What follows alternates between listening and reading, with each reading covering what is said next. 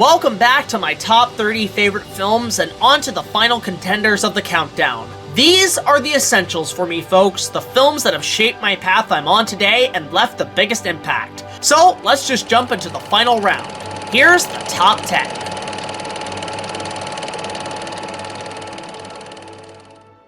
Number 10, The Great Escape.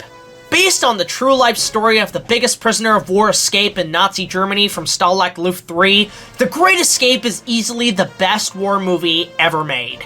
While not relying too much on combat and action, it has enough dialogue, details, and suspense in its story and characters to make up for it and keep you engaged in the real-life events. The first two acts are an extremely detailed recreation of what it took to get out of this heavily guarded prison, and the trials and errors to pull it off with nothing but wit, charm, strategy, and teamwork. It was the first film to really pique my interest in the history of World War II and the vast real-life adventures and stories of legitimate heroes of mankind. It might be mild and mundane compared to most war films, but it shows a bit more of the brighter side that all audiences, young and old, can appreciate. With a stellar cast including Richard Attenborough, Steve McQueen, James Garner, Donald Pleasance, and Charles Bronson, it's a film about teamwork and the impact it left in the history of the war. Again, I've talked about this movie in more detail, so I'll save you the trouble and just recommend watching that, or the film itself instead. It's a great escape and a great true tale of freedom. Check it out and decide for yourself.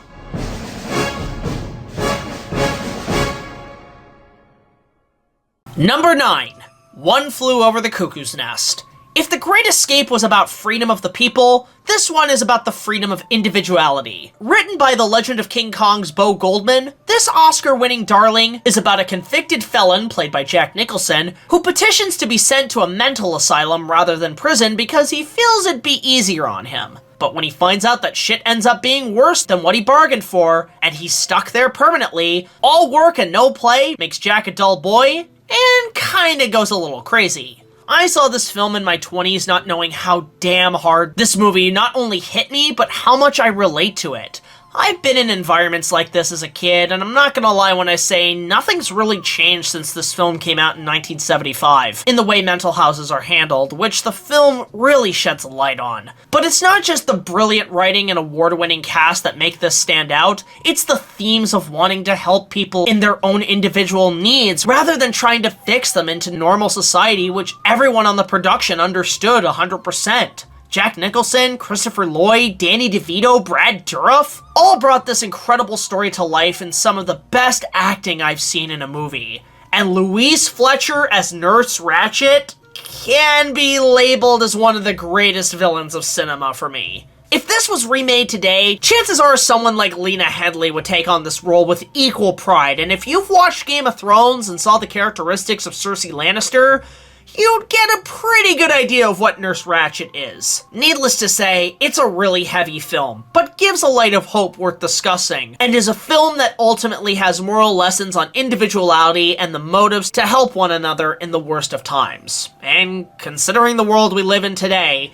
chances are all of us as one have fallen into the cuckoo's nest.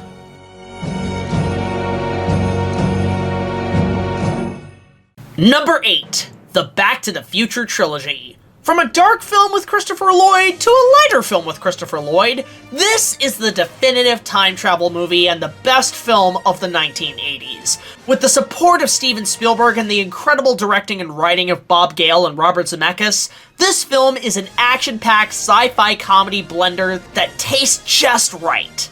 In fact, all three of them nail it perfectly. It's the perfect nostalgic movie that I remember loving to death on VHS. It's with an assembled cast of greats, an everlasting score by Alan Silvestri, and just perfect humor and feelings of awesomeness. I've talked about the trilogy enough in my top 10 timeless moments, and that's more than enough to know my full thoughts on the films and the impact it left on me. I've said it before, and I'll say it again. Back to the Future is timeless, bar none, pun intended. It was perfect timing for a perfect trilogy. Enough said, let's go to number 7.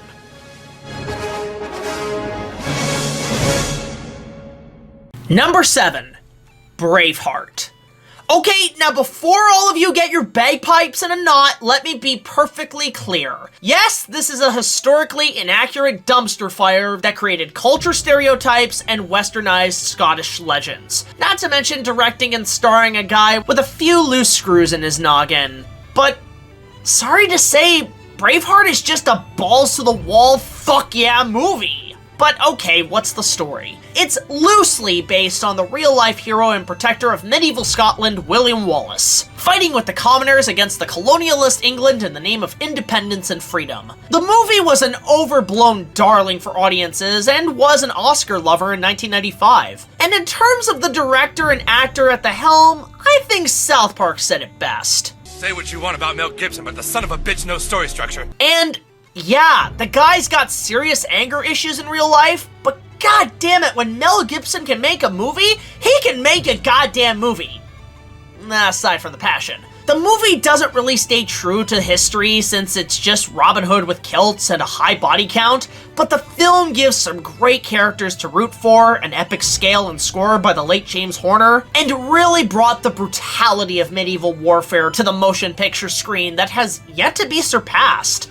Not gonna lie, this is one of the most violent movies I've ever seen, but that's all in the awesome battle scenes. Again, not accurate to all the real-life battles, but sorry, it's just so fucking cool! It's like a Super Bowl game with swords! I can't be mad at how entertaining it is! Not to mention, it did get me into the real-life history of Scotland and made me learn my heritage from there. No joke, my bloodline are the descendants of the Buchanan clan of Scotland, which is one of the finest, and we even have our own castle. How cool is that? So yeah, I know this movie today is pretty damn hated by historians, but I do give major credit for bringing to light more than anyone the brutality of our heritage history and the feeling of patriotism Mel Gibson presented for Scotland in the pop culture.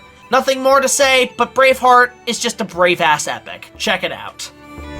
That they may take our lives, but they'll never take our freedom!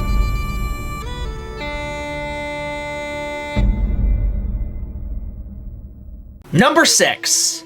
Legend. You'll notice on this entire list my love for medieval fantasy epics with swords and sorcery. Well, Ridley Scott's Legend is a new film for me, but manages to be in my top 10.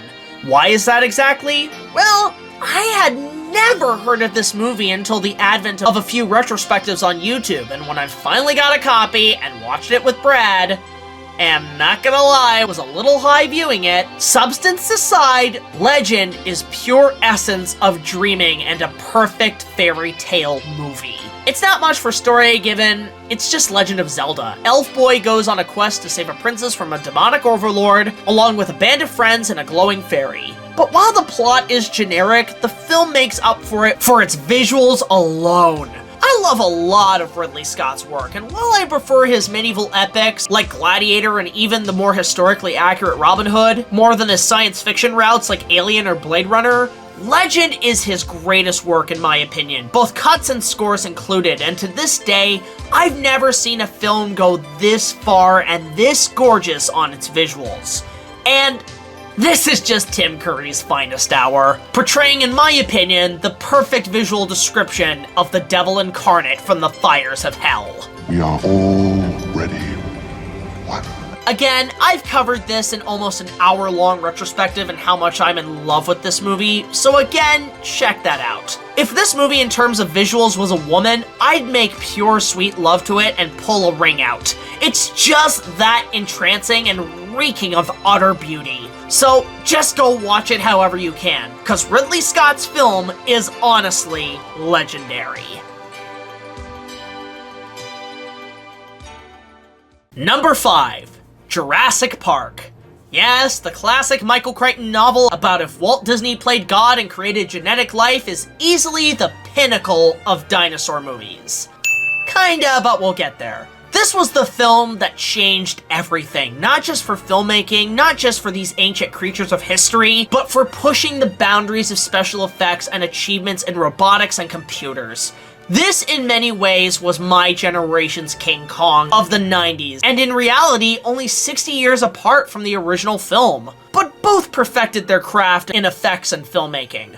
What do they got in there, King Kong? All the techniques came together and the stars of time aligned in birthing this masterpiece. The cast, the effects team, the creatures, the music, the filmmaking, the studio, and its director made it to the peak of the mountains of possibilities that opened the floodgates of imagination for a new wave of stories and filmmakers, myself included. This was the first film that got me to educate myself on filmmaking, watching what it took to make these kind of movies. A real first class in making films that I owe a lot of thanks to. I've talked enough about this franchise in my legacy reviews, but that's just how awesome the franchise and the original film has become for almost 30 years. And it's number 5 for that reason alone. It's truly an adventure 65 million years in the making, and will continue to be for another 65 million and beyond. Number 4.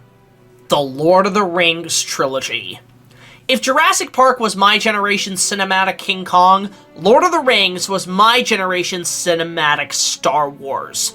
While the legendary books of J.R.R. Tolkien were widely available for decades, going into this trilogy blind, not knowing what the hell it was about, was an experience I'll never forget, both as a filmgoer and as a filmmaker, that I owe a lot to in shaping how I make movies. The trilogy came out at exactly the right time and when we as a society needed it the most. The world was just under attack and on the brink of war, uncertain of its future whether light or darkness would cloud us. And this story of the smallest heroes overcoming the greatest odds was a tale we desperately had to have to lead the way. The world needed heroes long before the superpowered beings of comic books had fully shaped today's pop culture and dominated cinema screens. And the trilogy brought many heroes of all shapes and sizes both on screen and behind the scenes. The film brought to light one of my personal heroes in Peter Jackson and the team at Weta, along with New Zealand as a small band of filmmakers and effects artists to achieve what was considered the impossible, in adapting one of the most iconic books of all time, after the Bible, and surpassed with flying colors. Inspiring most of all in the writing and to tell stories, which is the first step for any artist or filmmaker. To me, The Lord of the Rings is the pinnacle of storytelling and writing 101 that honestly changed my life. And despite being 3 films, to me is a full 12-hour movie, extended cuts and all, and remains the greatest cinematic experience of my lifetime. Hell, Return of the King I saw 4 times, and each viewing had me filled with emotions, excitement, and by the end of it, utter tears after such an adventure, and being the only film I felt deserved every Academy Award it fucking got. Yeah, I plan to talk about the trilogy and The Hobbit as a whole someday, but that's gonna be a lot of hard work to deliver. But needless to say, it's fantasy perfected, it's filmmaking perfected, it's storytelling perfected, and is overall the perfected trilogy. The Lord of the Rings is the definition of epic cinema, storytelling, and is truly the one trilogy to rule them all.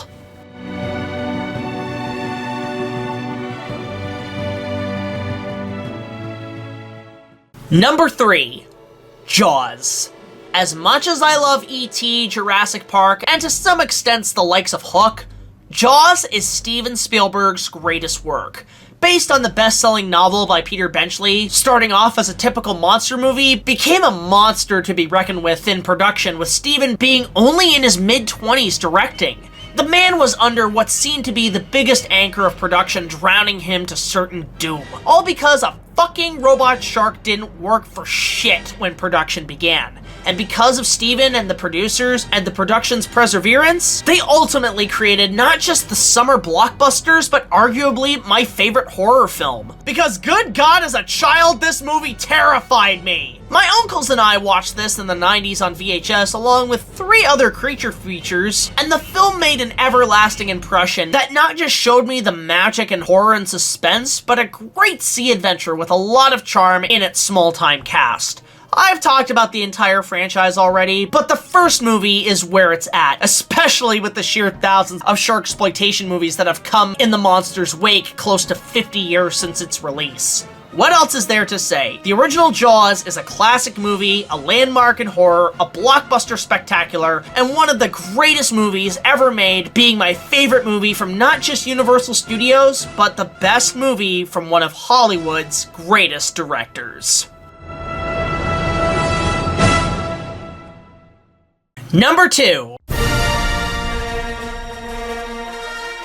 No, not the franchise. No, not Episode 4. No, not A New Hope. The original 1977 Star Wars is the best of the sci-fi genre, and the film that broke the backs of the old Hollywood system and created new life for filmmakers and storytellers in becoming one of the most awe-inspiring motion pictures of pop culture. To save you the trouble because these movies have been discussed to death, just check out my review. It was the first major movie that I became a fan of, and was one of the first to inspire me to make movies to begin with. In fact, my first movie was a Star Wars movie. I just grabbed my parents' camera, some of my neighborhood friends, and just winged it in the summer of '99 before Phantom Menace came out. Maybe someday I'll release this embarrassment, but you can see where my filmmaking passion ultimately started, and that was essentially with Star Wars. From the classic coming-of-age story and iconic characters by my personal hero George Lucas to the outstanding production design and action scenes, the legendary music by the great John Williams, and the ultimate achievements in special effects, Star Wars changed not just the filmmaking landscape, but the entire world as a whole. Since Jaws, the late 70s was a major game changer for cinema year by year, and Star Wars was the third home run that won the game and accomplished so much. Nothing else to say, because everybody has said it, but seek out the original 1977 version of George Lucas's epic masterpiece, Star Wars. Close to 50 years later, it's still a force to be reckoned with. The Force will be with you.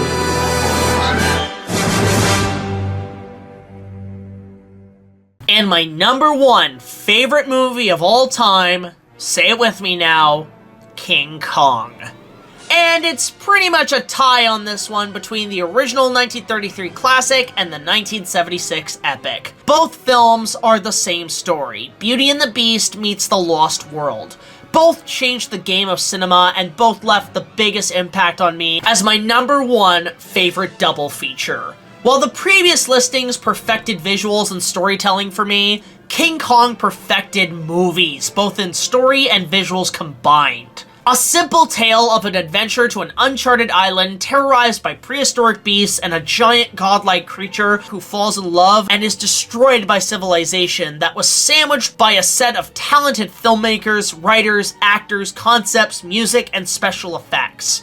It has everything a movie needs: action, adventure, horror, suspense, drama, comedy, and romance, all rolled into 2 perfect packages. I did have a lot of early experiences with King Kong, both in watching the films and seeing him face to face in the likes of Orlando, but nothing on the scale of Star Wars at the time. The impact of both films didn't really hit me till after The Lord of the Rings with Peter Jackson's remake, which, while I didn't put here, needs some kind of recognition, cause without it, I would have never have gone back to the original King Kong and realized how impactful the film is and what it took to make it. And once I got rewatching the 76 remake and what it took to make that 70s epic, it had me fall in love with it on equal terms to the original. The films ultimately as a teenager got me to where I am today, and without Kong in the pop culture, I would have never been inspired to do my own remake and therefore have this amazing job reviewing movies on YouTube, which brings us to today.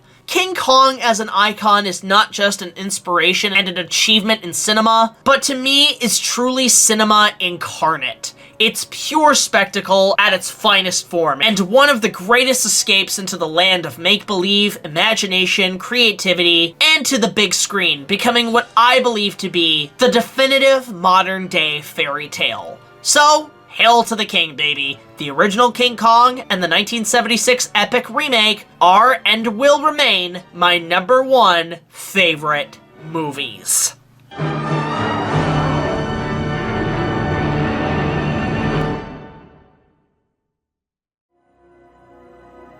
And that's it, guys. Thank you all so much for watching my top 30 favorite films. This was a list I've been waiting to put out at the right time, and I figured turning 30 this month was right on the mark. If you guys have seen all these films, let me know in the comments below your thoughts, and if you want to see more in-depth retrospective of some of these movies, check out our reviews. We've done over 100 episodes of this shit, and we fucking love making this stuff. And don't forget to support our Patreon. Just $1 more will get you access to all of our content early, as well as other special features, and will help support the channel and making more big productions. Movies have always been my passion, and without these films, I never would have gotten where I am today. So thanks for watching, and I'll catch you guys later. This is Jack Buchanan of BigJackFilms, signing off for now.